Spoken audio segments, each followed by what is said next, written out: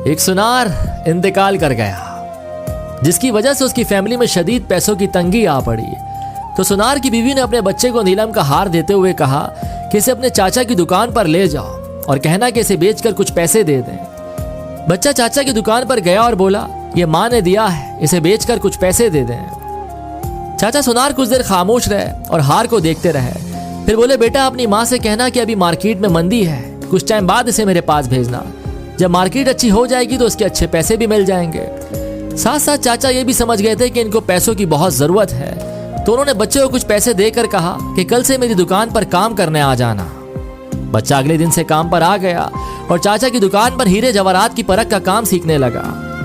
कुछ टाइम बाद जब वो अपने काम में माहिर हो गया तो दूर दूर से लोग उससे हीरे जवाहरात की परख कराने आने लगे। तो एक दिन चाचा उस लड़के से बोले, अभी मार्केट अच्छी है तो अपनी माँ से वो नीलम का हार ले आओ। लड़का घर गया और अपनी माँ से नीलम का हार मांगा कि चाचा मांग रहे हैं। माँ हार लाई तो लड़का उसे देखकर चौंक गया और बोला, माँ ये तो नकली है, और हार वहीं छोड़कर वापस चाचा के पास आ गया। चाचा ने पूछा, हार नहीं लाए? तो कहने लगा, वो तो नकली है, लेकिन आपने मुझे उस वक्त क्यों नहीं बताया जब मैं पहली दफा उसे आपके पास लेकर आया था?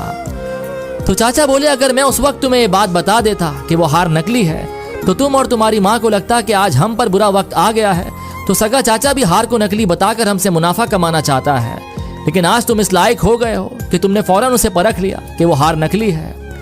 अक्सर हम गलत फहमियों का शिकार होकर अपने ही करीबी रिश्तों से दूरी बना लेते हैं या उन्हें खो बैठते हैं। तो अगर आपको इस सब से बचना है तो हर बार हमेशा सच्चाई को ही परखना है।